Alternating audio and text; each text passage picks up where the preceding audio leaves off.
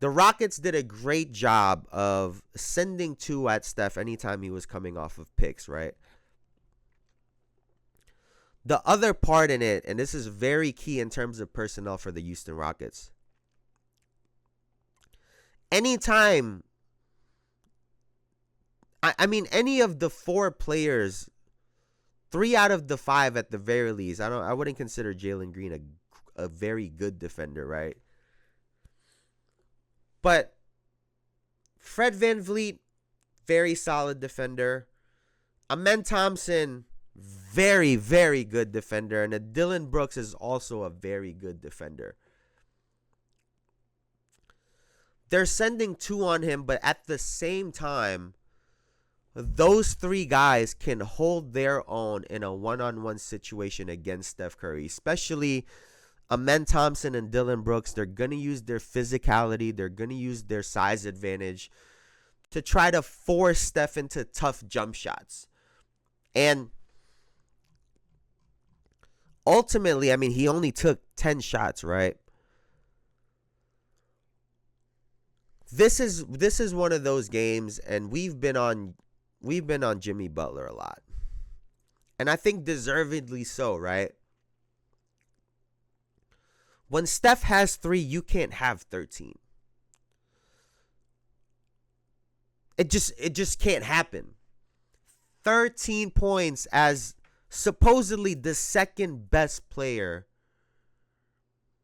on the Golden State Warriors. This was calling for a Jimmy Butler takeover. And I get it. Those guys are good on defense on the other end. You have to find a way to take those guys. And Dylan Brooks and Amen Thompson. You need to find a way to take those guys, get people in foul trouble, and really impact the game beyond passing the ball around.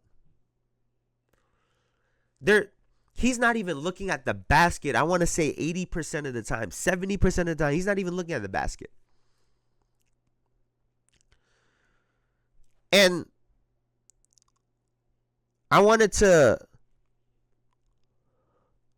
give him a little bit of grace, because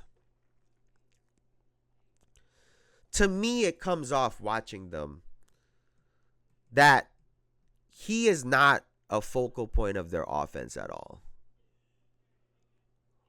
It's Steph Curry, and then it's Podziemski. That's how it looks. They very rarely run plays for Jimmy Butler. Brandon Podziemski has a green light, a very green light from Steve Kerr to be able to make plays and take shots.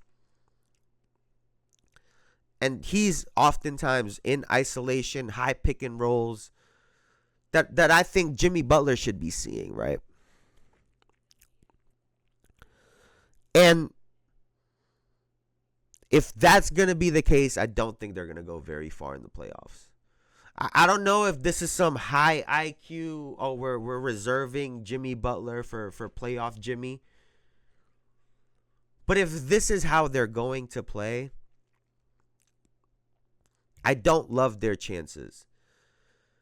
Because you could try your best to play Jimmy Butler straight up, play Brandon Podziemski straight up, and just try to send to as much as possible at Steph Curry. And if Jimmy's not going to take over, they're going to have a really hard time. They're going to have a really, really, really hard time. And I was looking at this, man, because Buddy Hield, as up and down as they come, 20 points this game. How much did he have against Denver? 5 points against Denver. It really... Honestly, at this point, I think they would really benefit if they would have kept Klay Thompson. Because for what they're getting out of Buddy Hield, he ran in front of Steph the other day. For what they're getting out of Buddy Hield, they could have just had Klay Thompson still. Even at this stage, to me at this stage, right? Klay Thompson is still a better defender than Buddy Hield. He knows the offense better than Buddy Hield. And their numbers are comparable. This is a super down year for Klay Thompson. Still averages more than Buddy Hield. Shooting roughly around the same percent.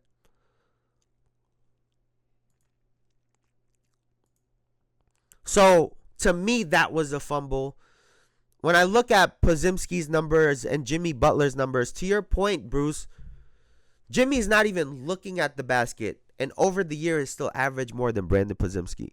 Podziemski has looked really great in some of these games, but he can't be your guy. Like it just cannot be the case.